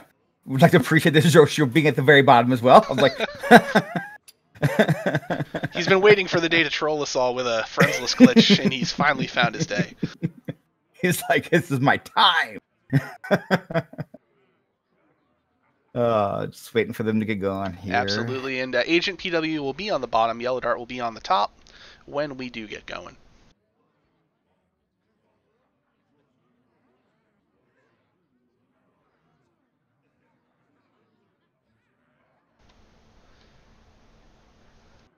Always worried about the challenge, like the old school challenge bug of just not letting you play a game starting. It's always a bummer. Understandable. That would be the absolute worst if they had the old school challenge bug, which then, you know, rolled into the new challenge bug, which would just make, you know, this just peak Hearthstone day, I would say. The bug I'm most worried about, honestly, is the bug where I don't switch the screens over in OBS so people don't see the game. It's a pretty damaging bug, right? Like, it's pretty bad. Yeah, you know, they really need to get that one fixed. I'll be honest with you. Yeah. Something about my mouse, you click it and it just doesn't work. Like, that's clearly what's happening here. Obviously. So obviously. I know one thing. It's definitely not your fault. Sure. I said good luck to the players, and AgentPWE told me good luck spectating us. So I appreciate the reciprocation. Usually we don't get that type of consideration from our players, as they just take our spectating for granted. So Agent, very stand-up guy. Which with me is you should never be done, as we learned last week. It looks like with the JR Juan, the Junior Juan fiasco. Yes, Junior Juan. which JR Juggerlaw did not let me live down during Tavern Talk this week, so I can appreciate that. We are going to see a Rexar match, and that is exclusively Rexar. So we see a Diving Griffin in the opening here for PW, which makes me think we've got a Highlander Hunter, and I see a 4 in YellowDart's hand, which makes me think Face Hunter. Yeah, I think that these are two different decks that are going to try to do two different things, and that's a 6-cost dragon. No, maybe it's not Face Hunter. Maybe it's Dragon Hunter for YellowDart. It's just Dragon Hunter. Yeah. Yep. Corrosive Breath. All right. So, now that YellowDart has seen AgentPWE play out that Dwarven Sharpshooter, probably don't want to just play the Blazing Battle Mage into it to die, so he's going to go ahead and coin out the Fairy Dragon instead. Yep, which has a good chance of sticking around for okay. Well, what thought do you have on playing the Imprisoned Felmaw instead there and getting that online for a few turns from now? Oh, I really like the Fairy Dragon, right? I think it's just so good because you can't really clear it easily the next couple of turns. So well, the freezing trap did in fact clear it very easily. Cleared it right back to the hand. So that's a good start here for PWE, as he's not taken early damage, and now he's got a couple of his early power cards there in the Stormhammer, the Phase Stalker, and the Diving Griffin, and that Griffin is going to counter the Felmaw very nicely once it pops. Yep, and goes face because that's what it always does. Oh, just drawing that Zixor. He'd rather draw the Zixor than worry about countering the Felmaw when it comes down. Or maybe he's saying, whatever, it might just hit the 4-1 itself. But the Sharpshooter for YellowDart will go ahead and clear up the Diving Griffin and ensure that the Felmaw will live once it connects with whatever it happens to hit this next turn. Which seems to be face like 4 times out of 5. We could have a full board of minions, and it will always stick to that 4 times out of 5. Just seems to be what it does, at least in my personal experience. It seems like it's always going face. Except for when I want it to go face, then it doesn't go face. So Imprisoned Face Maw strikes again. There it goes. Just right to the face, 100% of the time. You called it. Mac in the dome. And interestingly enough, if it had hit either minion, it would have triggered the Snake Trap that got played thanks to the Phase Stalker last turn. Instead, we're going to see a Corrosive Breath. That'll clear off the Phase Stalker and not activate the Snake Trap. Oh, that's the perfect answer to the Fairy Dragon right there. Very much so. The Zixor itself could have done the job, so that that's a possibility too. But here's the thought: do you go ahead and Scale Rider, Scale Rider the 5/4 and then use the Hero Power instead? Hero Power. I think I like that. Yep. You can always Zixor next turn to get rid of the Fairy Dragon. Yeah, the only question is how much. Yeah, I think that's probably the better way. You'll take less of the face that way. You don't want to keep that 5/4 up. So I think the answer is definitely the Scale Rider, the 5/4 with the Hero Power. Yep. And that leaves the Scale Rider up as well, of course. So if you do want to go ahead and, smack that into the... I don't know why you'd want to smack that into the Fairy Dragon next turn, but it at least leaves him something more on board to work with upcoming. Yep. And that Rot Nest, usually a great card, but neither of these minions really... don't really care too much about them clearing. Getting the 6/5 on board is the more important part of that turn. Yeah, not only that, it does get rid of one minion. Obviously, you would have preferred the 3/3 instead of the 1/3. However, it continues to not trigger this trap that YellowDart has to know by now. It obviously knows it's not freezing. He knows it's not explosive trap. So Snake Trap is the most likely, with pack tactics being a possibility as well. Do you just like Varanus here and then run the 3/3 into the 6/5? honestly, I kind of still like Zixor. Getting the Zixor back into your deck, right? I mean, it won't die this turn. I mean, it could. You could hit the 6/5 and kill it with the Scale Rider here, and then use the Stormhammer on the 3/2, and that would be a full board clear, but leave you with nothing of your own. Yep. Yeah, I think that's the better option. Like we said before, just clear the Fairy Dragon and go ahead and Stormhammer. Because now Stormhammer, you got big ol' Whelp in hand, you got Varanus in hand, and that thing is not going to easily get destroyed here over the next few turns.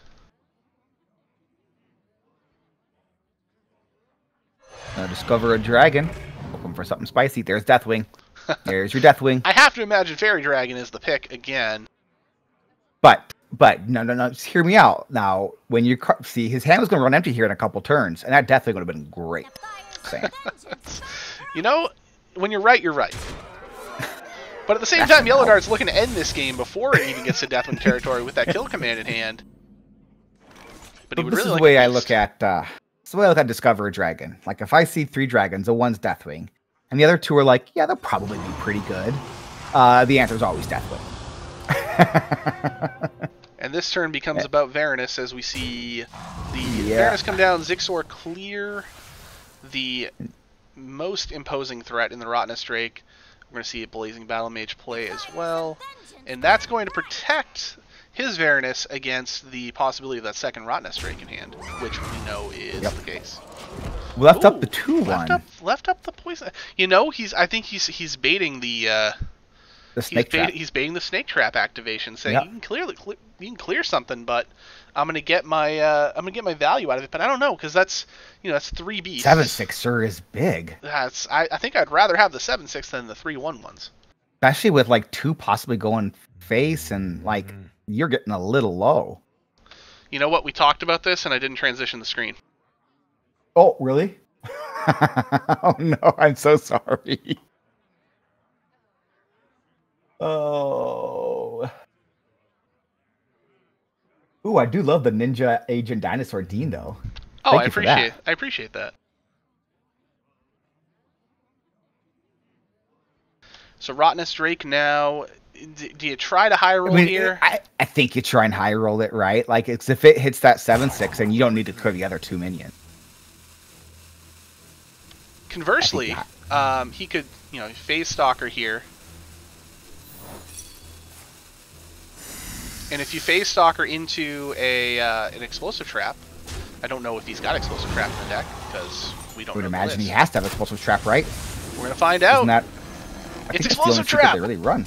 Isn't it? I don't think anyone's running anything else anymore, are they? I've seen Dragon Misdirection. and Face Hunter?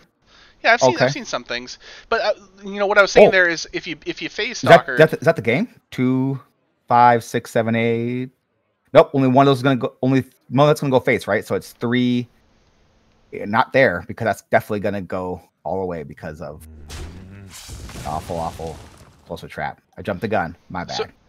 So my thought there was if he Phase Stalkered and then Hero Powered, he gets the Explosive Trap out, gets him down to 9, and if he kill commands, gets him to 4. No, it's still too short. Well, I'm trying to think, did he trade? I'm trying to think if he missed lethal. I don't think he. I think he traded first to see if it was anything else with one of the 1/1s. Well, no. So he traded the 2/1 into the Varanus. Yeah. And then if he had hit face with that, he would have dropped AgentPWE to 7. If he then used the kill command to drop him to 5, and he had the next turn, and he had the Explosive Trap, then that means that AgentPWE cannot attack or he dies. Yep. So it basically puts him into checkmate. So I think that it's basically a 2-turn lethal setup, or 1.5 turns, I suppose, because you're either letting AgentPWE suicide or you kill him next turn with a hero power of your own. And now we're sitting at a point where PWE picked up the Bran, has the board, and YellowDart either needs to make the kill this turn or win the 50-50. He did not win the 50-50. Ooh, did not win the 50-50. Ooh. Yeah, I think that was YellowDart's game to win, and he did not get the Did not take the line that would get him there. And, you know, PWE, obviously, with the top deck of that brand was very important, but I think there was a line there that YellowDart could have had that would have won him that match. Yeah, I think... Yeah, I think that was one you go back and watch the replay and be a little bit bummed out about. But if you're an AgentPWE, you're not bummed out because you do get the win in that, you know, sort of class mirror match, not a archetype mirror match. So he gets the win with Hunter. He's up 1-0 now. But as we saw earlier, you know, no lead is truly safe in this Conquest meta right now. Well, as we learned just last game, which I think is what you just said. And I just reiterated it because I felt you maybe needed to be mansplained a little bit. You know what? If I can't remember to transition a scene, I might not be able to explain myself eloquently enough. So I do appreciate the redundant explanation on your part. If you are ever expecting me to more eloquently speak something, then we are in a real deep problem. No, we know people are coming here for the dad jokes and memes and the occasional mistake with the opping, and then getting to see great Hearthstone about 80% of the time. And that's really what I just hope to deliver is B+ action on a weekly basis here. And can we just respect AgentPWE with the double Highlander bring? Yeah, I mean, will it be a triple Highlander bring? One can only hope. Highlander Demon Hunter is a thing. It's a spicy thing. I mean, sure, it's a thing, but it is less of a thing than the other things we have spoken about today. I was coming from the man who was talking up Spell Mage. And to be fair, I did bring Big Demon Hunter week 1. It got banned. Fortunately for me. So I brought the office meta Demon Hunter possible. I mean, you soak that ban, it still gets the job done. It's like a win. Yep. It is basically like a win. And I think you just go ahead and rush that 1-4 into the 3-2 there. Sure. And just you feel good about that. Ooze and eat the weapon. Why not? Yep. And I imagine you're saving that Zephyrus for the second ooze. At least that's what I would do. Unless I find it for something better. Yeah, if an opportunity presents itself, then you're certainly fine to do that. But Felmaw comes down here, Corrosive Breath to clear one minion, and this is a pretty decent start for AgentPWE, even though he's down health-wise. He's kind of got the board, he's got the card advantage at the moment. That Cobalt Spellkin's got to be the answer here. Oh, maybe Fairy Dragon has to be the answer here. Fairy Dragon's just always looking the to play on... Apparently, there's some good 1-mana... Am I making that up? Are there no good 1-mana rogue spells? Sinister Strike. There's you would Sinister have Strike. Yeah. I think so. I mean, Cobalt Spellkin, obviously for combo purposes, is not terrible at all. I think I was looking at the Waxadred. It's such a seductive card because you're like 5 mana, 7 attack, but then it just usually dies and you never see it again. So it kind of stays. Well, then it also does. Then it also ruins your because it's also to put 1 candle in or 2 candles in. 2 candles, right? 1, I believe. Yep. Oh, it's just 1. Okay. Yeah, just 1. It doesn't ruin your Highlander. Okay. I couldn't remember because I just have never actually seen. I've seen it played infrequently at past, and by infrequently I mean never on purpose. Seal Fate pickup is seal nice, or a Corruptor, because a Corruptor then can kill a Felmaw when it inevitably opts to go face instead. Yeah, I like the seal face into the 2/3. Yeah. Maybe and then I would just drop that Skyvateer. Yeah. Mm-hmm. So I can see a case for the Spell Lackey as well, but Skyvateer is just fine. If it eats this 5/4, draws you a card, then you're more than happy with that. But where's it going? Probably face. Oh, the worst possible option if you were YellowDart. Yeah, either the Lackeys was definitely the lowest value there. Picks up the Rodnest Drake. Again, not a lot of really high-powered stuff on board to want to hit it. Yeah, you probably look at that evasive Feywing. How did I power. When did I miss YellowDart picking a Nixia? Just the best idea ever. And by best, I mean most fun. Yeah, you got that after Primordial Explorer the previous turn. What was I doing? I didn't notice that. Oh, look at that. Look, it's Blade Flurry, a card that was later printed with a body. Yeah, Blade Flurry is not ideal. I mean, No, it's terrible now. Terrible. Yeah, but if you I want to would blow say up your probably Betrayal is the option, yeah, right? Betrayal. Just go ahead and clear up that 5/4 if you want, or you could use your Faceless Corruptor. Though I think, kind of like it here against the. Not okay. Oh, okay. He's gonna. I was gonna say he's gonna use the Sure, Faceless Corruptor instead. Yeah. I think either's fine. That was a clean Betrayal, but you know, Right. but that's also I also like this line as well by AgentPWE, so I definitely can't fault him one bit. Gonna take the roll with the Rottenness Rake, and again he hits the lowest value. AgentPWE just losing with the RNG tonight. So now YellowDart's got Agent down to 14. It's a little bit dangerous. Probably dangerous enough that you don't want to let that 6/5 live. But Vendetta. Yeah, I think he's pay full price for Vendetta here. I think that's fine. Sure, yeah. I mean, I guess you can go ahead and run that 1/3 in first, right? But yeah, well, I mean, first to see your draw, of course, yeah. Yep. Ooh, we're gonna see we're going to clear it with Shadow or Death. That's what I'm expecting. They're hoping for. Got it. Oh, Earth Elemental. No, he was going for that was such a. He was going for such the a Make good Vendetta play. free play. I Holy like that. Smokes! That was way better Zephyrus play than you will ever get out of me. And he's gonna Shadow Step the Zephyrus. Completely honest with you. That was a powerful turn. Yeah, AgentPWE, That very was good line. a bonkers good play from AgentPWE. I couldn't have accidentally done that. Because now he's got Zephyrus for free, which means Fireball is a thing that he can draw next turn out of it, which is just lethal. And yeah, wow, AgentPWE, great play. Way to go, Idaho, from Toy Story. It always comes in my head. That's reasonable. Are we going to see another Fairy Dragon pick just because? Despite me, probably. None of yeah, there it is. None of these though are what he will need to stay alive. He saw that Zephyrus go back into Agent's hands, so he knows that the likelihood of just getting domed here is 100%. Yeah, it's which good job, AgentPWE. So he played. Okay, I was gonna make sure, hopefully, that it knows what it's doing, but it's just gonna win Fury. And you're gonna win Fury. That is just the spiciest lethal too. Just gonna style on him. So good. All the points to AgentPWE right now. Like YellowDart, great guy, but AgentPWE, that was well played, even to the style points lethal. Like that was good. Yeah, Rogue made it look effortless in that game. And now it's a quick 2-0, similar to how RonMexico jumped out to a lead. But we know YellowDart's a fantastic player who could very easily turn the series around. Mm-hmm. So now Demon Hunter's ult's left. So YellowDart, I would hope, has a plan for the Demon Hunter, which I imagine is leading with Warrior in this game. I would imagine that's the plan, is Warrior. There it is.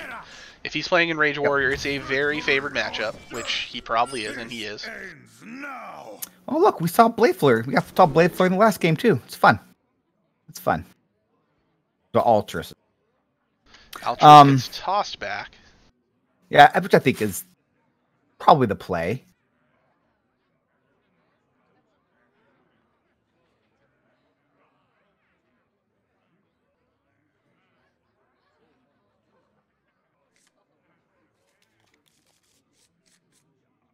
And we're currently looking through photos for Dean so he can take one to back. Priestess of Fury, That's a good not an idea. ideal draw, but PW's got the turn 1, turn 2 combo with Umberwing here. I'm a little surprised about the Priestess of Fury especially with the plan to keep the Warrior up. Did you mean Priestesses of Fury? Because there are two, and they're both in hand right now. It's Priestess of Furies? No, Priestesses of Fury. He's furiously mousing over both of them as if that we didn't notice. And we saw, my friend. I apologize, but here comes Battle Fiend, which is at least a play. Yep. And a good play. I mean, okay, it's a play. It's not a great play. But YellowDart with not the greatest hand either. Yeah, Yeah, I imagine he has we'll to weapon that. here. Yeah, the Ankar pickup. Which, unfortunately, he's got the cash in hand, but now he's got 2 weapons in hand, so that means there's likely a second cash in the deck that is going to be useless. And Warglaves, that's a bad pickup for PWE. And, yeah, AgentPWE just kind of like just banging his head against the desk, trying to figure out why the cards are being drawn in the wrong order. But yet still manages to have the Warrior at 14. That's just the power of the Demon Hunter. And YellowDart's going to have to start playing some stuff here. He's got a Risky Skipper in hand. He picked that up with the Ankar. He's going to take another 2 damage to drop to 12. And the question is, where's his Armor Smith? He's got a Tol'Vir. I mean, you just got to play the... Someone's got to lead the charge. Going to play the Sky Raider. Tol'Vir's got to be coming down this turn. He's got a second Risky Skipper. Actually, he's got a third Risky Skipper at this. Or no, his second at this point, because he picked up the Sky Raider as his second Ankar. So here comes that. Yeah, clear up a little bit of the board. But Warglaze Vazanoth, it's oh no, oh no. Do you Fell Screamer this turn and just say Priestess the next 2 turns and stop it? That's 100% what you do. Because I mean that, right? I think before I'm thinking Warglaze, but now I'm thinking. I think Priestess. Yeah, no, I like that a lot. I think, especially with the Risky Skipper down, like that board's about to get eaten up by his own minions, right? I mean, the Sonic card draw is going to help a whole lot because he has a handful of stuff there. The downside is leaving up the Risky Skipper, and if there's an Armor Smith, this can start to get away from you. But you didn't. Which is the concern, right? But you didn't see Armor Smith that turn, and you know he had the Risky Skip. Well, I guess you don't know, because he played the Risky Skipper that was generated off of the Sky Raider. So for all that Agent knows, he could have picked 2 Sky Raiders off the Ankar and not have had his second Risky Skipper. Yeah, I liked the play the generated one. I think that's kind of interesting. Just kind of maybe try to throw off your opponent that you don't have your Risky Skipper in hand. It was definitely the correct one to play out of the 2. Now we're going to see a coin here. We're going to see a Blood Boil Brute. And that is basically probably out there just to soak up Priestess Priestess hits. Yep. We'll go ahead and draw a card. We're going to draw 2. Oh, I think we're gonna... Oh, well. There we go. Yeah. I think we'll At go this ahead and point, freeze there's that no 6/8. need to necessarily Fell Screamer, because you can go ahead and freeze this guy, mana burn the face. And I think we just go face. The question is, do you Twin Slice right now? But that is not going to happen. Not even a hit to the face. Almost there, but Armor Smith just ruins this, right? Like, well, Armor Smith definitely makes you sad if you're AgentPWE, but again, YellowDart has yet to draw one. The fact that it is so competitive with double Priestess of Fury in basically your opening hand, is pretty amazing. You know, and I've seen a couple games. I've been on the receiving end of a couple games like this, and on the delivering end of a couple games where you draw those Priestesses early. And you still somehow almost get there, or you actually get there, which we might see right here. I mean, over the next 2 turns, he's got a good chance of just pinging the face with enough slashes that it gets through and wins. And we're going to see right here, he rolls it. Only one went face, and now we're going to see another 6/4. I'm wondering if you wanted to go face, or wanted to go into the Brute with your face there, give the Priestess a better chance to clear it. I think the only reason he didn't really necessarily bother is because he has that second Priestess in hand. Yeah, though a Bloodsworn Mercenary will make this rough. It's still not a guarantee. Is he leaving the Priestess up? Oh, he has to leave it up, doesn't he? Because he has. He can't. Yeah, he can't take. He's looking for a Rush Lackey to give an extra damage, or he's looking. Well, I guess he can Inner Rage it. Does he want to do that instead? Inner Rage and then use the Mercenary? Interesting. Okay, he's going to Inner Rage that instead. Got it. Mm-hmm. So this enables him to have the most possible health on board for a second Priestess, which we are going to see. So we can go ahead and take him down to 2. So that means only 2 pings need to get to face for AgentPWE to lock this sweep up. But if he doesn't, it's actually just basically GG. I mean, This yeah. game got super interesting, right? The only other option is playing Battle Mage and trying to hope you Sigil Runner into Metamorphosis, and what's the percentage chance of that versus the Priestess of Fury hitting face twice, or at the very least, Priestess of Fury could potentially clear enough stuff off board. Yeah, I think it's just Priestess of Fury, and I probably Yeah. Battle Mage alongside with it because. No, I think you Priestess of Fury, and then you hit the face with your hero power. Oh yeah. Sorry, I forgot. Yeah. It cost 1. So, why wouldn't I? As we talked about earlier. Maybe the consideration is, do I hero power and hit the kobold, which, I mean, really at this point, I don't think it. I don't think it matters, right? No, you're going face. Yeah, I think he's going face. I guess the other thing, Sigil Runner could have drawn the glaive mount adept, but again, another long shot there, and he gets enough to face. Priestess claims another victim, and that victim is YellowDart. Yeah, YellowDart. Not a lot you could have got done there, really. The AgentPWE, that was really, really, really well played. Yeah, I thought he found the lines. He found the lines, especially in a hand like that. For Demon Hunter, it's tough. You know, you got to kind of play with what you got, and he played the end of that game very well. Do we want to see if we can get Agent in here for a quick interview? I think we should.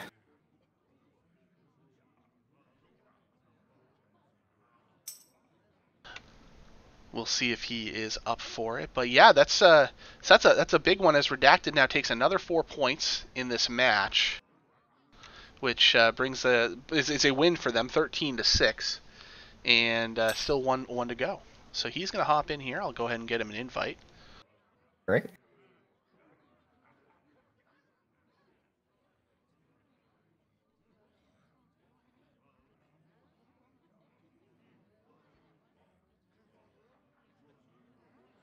I don't know if you guys can hear Dean in bed right now. He's been singing. No. We got the ABCs for a while there. And his fort is collapsing. So I might let you start this interview without me, and I'm going to go fix his fort. So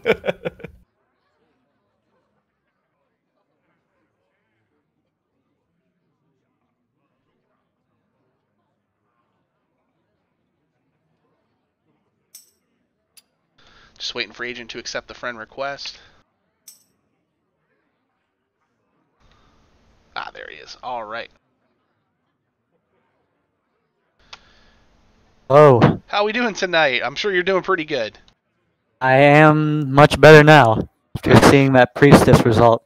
Yeah, that was first of all, congratulations, great win over a great player, and not only that, a sweep to get your team the win. So congratulations to Redacted for the week. But yeah, let's talk. Since you mentioned the priest, let's talk about that. So you had basically the worst outcome as far as early draws for Demon Hunter. You had 2 priestesses in hand, and you didn't immediately have a way to discount them. So as we got to the end of that game, we're looking at the possibility of you discounting a priestess to go into priestess. So what was your thought process? Because we were debating between doing that or doing the Warglaives play like you did. So what was your thought process there that led you to making the Warglaives play instead? So I assumed that his hand wasn't good when he played Skipper without Armorsmith. Mm-hmm. But I wasn't that confident, so I wanted to remove the Skipper so that he could not gain infinite armor. Also, playing a 4/4 and leaving up his whole board didn't sound very good to me. Don't usually play the Priestess version, and this is why the game likes to tease me when I do that. I think that having the weapon up, then going into a turn 6 of maybe do something, which conveniently, Actual Sight I top decked instead of having to play the 4/4. Yeah, I think you made the right Not that decision. just playing a 4/4 was too slow for one turn. Yeah, and one thing you'll notice this if you go back and watch the VOD as well. He played the risky Skipper that he generated off of the Sky Raider, and not the one that he had natively drawn from the Ankar too. So he did do the right thing to kind of misdirect a little bit there. But yeah, not having the Armorsmith really killed him, literally in that case, because the Priestess was enough to get through. But yeah, it's always tough when you draw like that really early on. But you did a great job playing the lines that you had available. Speaking of playing the lines that you had available, wanted to talk about that second game, because some of the lines you took in there, we were enthralled by the options that you took there. I believe it was that when you played your rogue? Was that in game 2 there? That was the Highlander, Rogue, and the Hunter. Yes. So the turn where you used the Earth Elemental, and then use that to get the free Vendetta, was just something we did not see at all. Was that the plan going into that? You said, I know I'm getting this free Vendetta, because that was brilliant by all accounts. Yeah, so I kept the Vendetta in the opener because I thought that with Zephyrus, there's a chance it's active and it can remove something with 4 HP, like the Dormant minion. Then I saw that it was on 7, and there's some good 5 costs, and I was like, I think it will give me Temple Enforcer. Then I thought, I don't like that, but he has a big minion, so maybe it gives me Earth Elemental, and I can clear this and play a 7/8 with Taunt.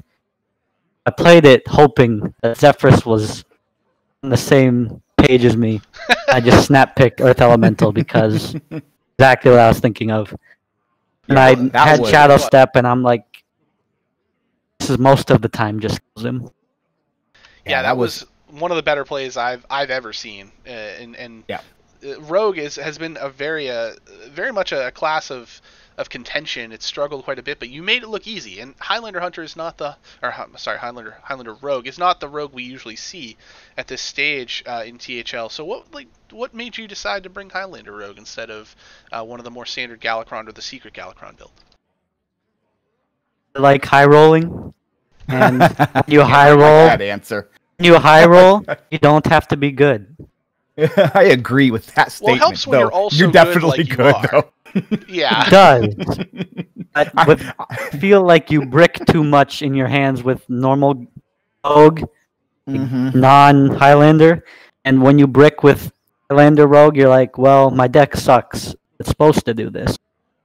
I know that feeling, friend. That is how I play Hearthstone all of the time. But you have the plays to back it up much more than I do, so congratulations with that. That was really, really well done. And it makes me regret not bringing Rogue so that I couldn't bring Highlander Rogue and have it not go nearly as well as it went for you.